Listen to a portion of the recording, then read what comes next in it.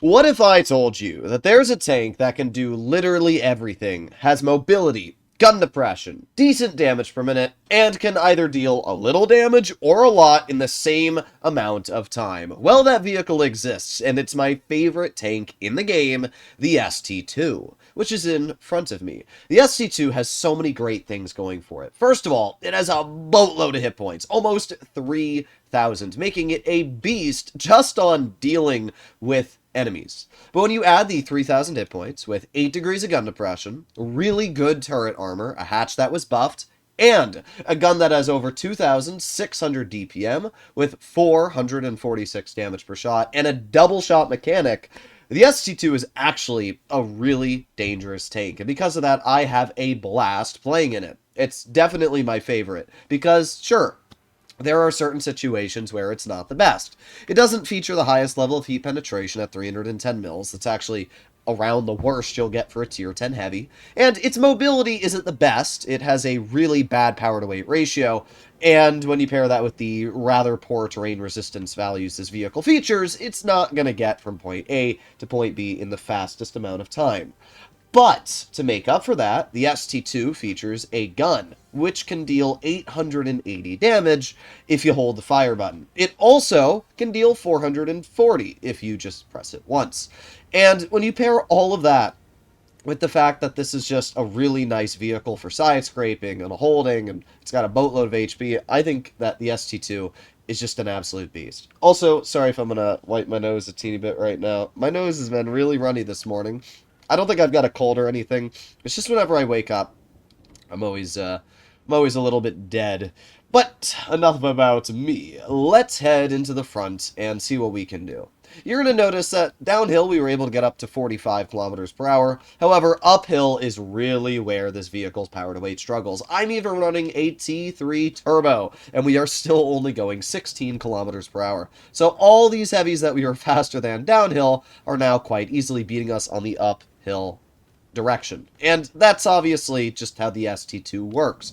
It's never going to be that fast of a tank, but at least with everything I have equipped on it, we can go as quickly as we possibly can. So, we have our BZ-176 who's already in the town, and we have just finally made it onto the road, which means that we shouldn't have to worry as much about our power to weight here. We have the Type 4 Heavy spotted, we can see a Type 57 BZ-176. They got a lot of nasties, but the good news is that most of them are tier 8s, meaning that we're in a pretty solid situation here. We're going to knock down this tree. We got the Type 63 over here. Not able to hit that, obviously. Not yet. I want to move up, but I don't really have too much support moving up yet, so might just be beneficial to wait here. We'll see. Our IS-5's moving up a bit. I will move up now that I have some support from my team. So we got the BZ-176 detected, and let's move up ourselves. Let's see. Aiming, and... oh, there you go. We have the enemy Gonkovica, which we unfortunately do not end up hitting. We also have the Type 57 over here, which we get a nice 450 damage shell into. Okay.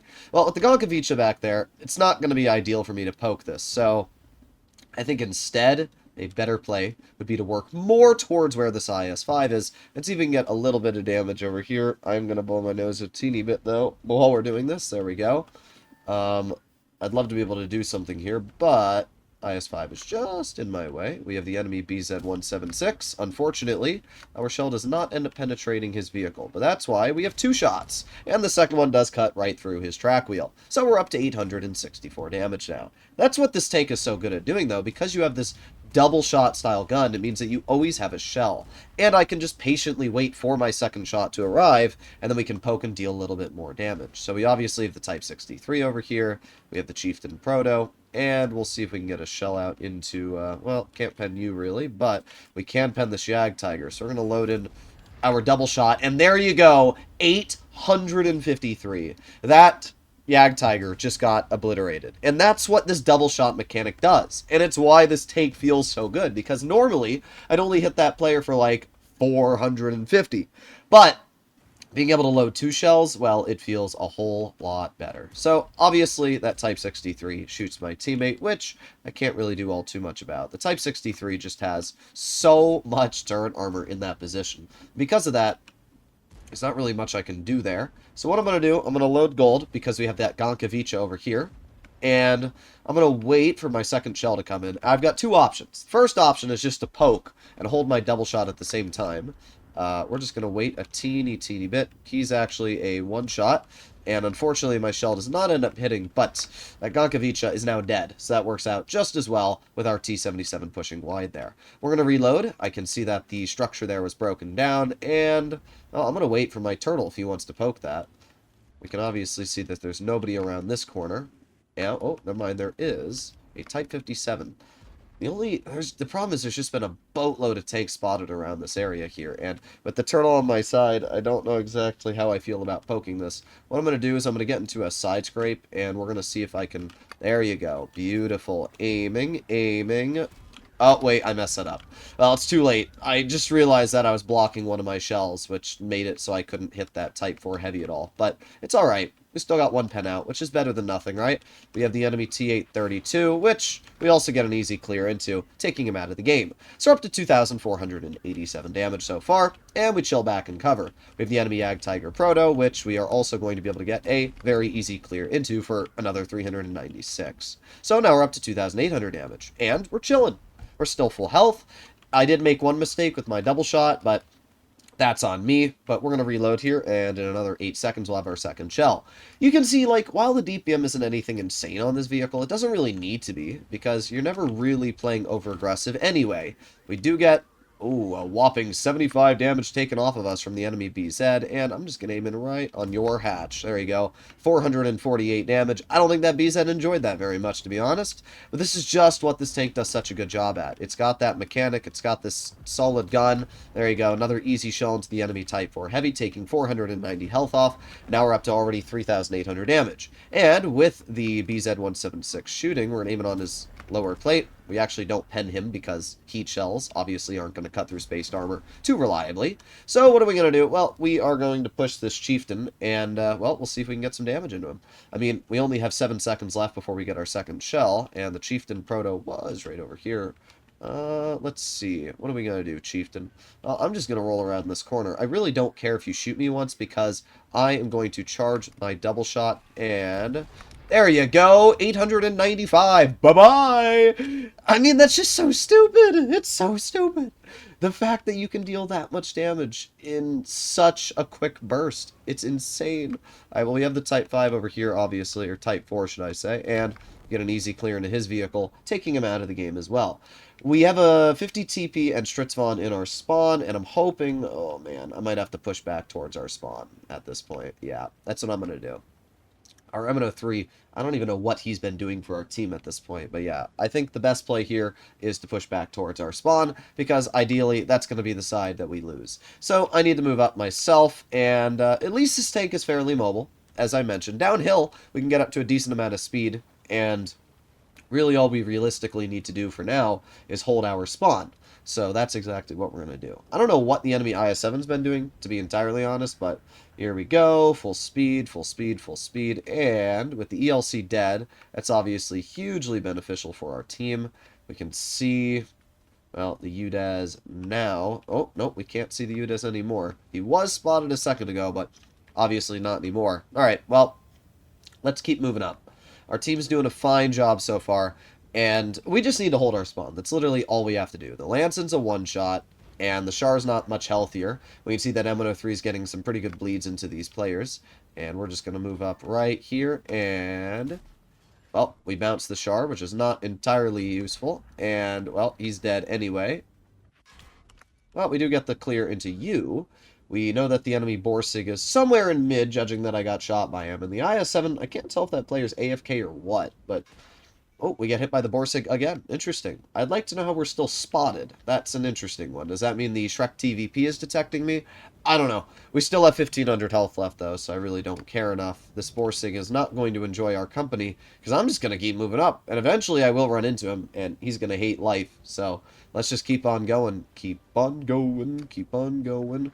I would assume that... Oh, there's the IS-7 again. Okay, well... The turtle is getting shot at, most likely by the Shrek TVP. Yep, that is 100% the Shrek TVP. Once again, my nose is a little bit runny, but... I don't understand how that Borsig would be hitting us from over here. I guess that he could see me. Well, we are detected now.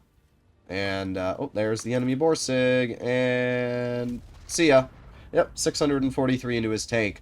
Yeah, it's not so fun when I find you, is it? I knew he had to be somewhere over here, because there's no way he was seeing me from all the way in the back. It just wasn't a possibility. So now we're up to 5,400 damage, and again, that double shot mechanic has just been insane. Like, it really has been. This is why this tank is so stupid, and why the damage per shot really allows it to just get away with what it wants. So there's 2 tanks left on the enemy team, one of which is an IS-7 who is right in front of us, and Shrek shoots me. I really could care very little. We're going to aim it on the flat side of the IS-7. There you go, 952 into his tank, and let's start heading towards the Shrek. There you go, you're spotted, buddy. Yeah, it's not so fun now, is it? No sirree, Bob. Oh, darn, you penned me. Too bad you're about to get blasted by everybody. Yep, see ya. That's why I wasn't even worried, because I knew that we had still plenty of health left to take more shots from that Shrek and to take him out of the game. I am not a wimp when it comes to World of Tanks, so I am 100% willing to bleed my health if I can deal a lot of damage. And this was a pretty good game. 7 kills, 6,700 damage dealt. We assisted a bunch as well.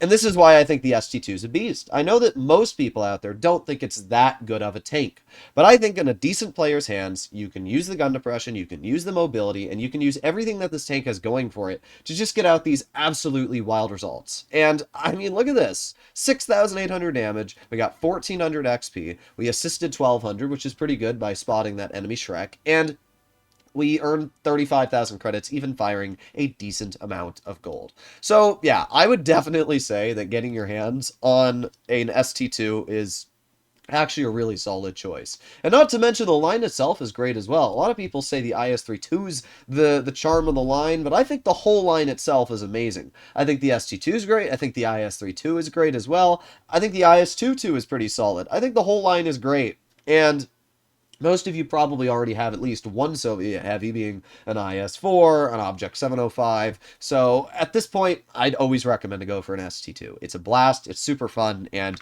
you can see why. It's so easy to get out these crazy games like the one I just played. We had multiple scenarios there where normally I would not have been able to deal as much damage. We double shot that IS-7 for over 950. We double shot that Chieftain Proto for around 890. We double shot the I don't remember what else. We double shot like 3 or 4 tanks that game, and that gave us like alone over 3,000 damage. When normally we would have only been able to get one of those 2 shells out, reload. It's just like, why would you drive an IS-4 when you can drive an IS-4 that has an extra shell and more gun depression? I don't know, but I think the ST2 is a beast. Hopefully you enjoyed today's video, and I'll see you all in the next one. Bye-bye!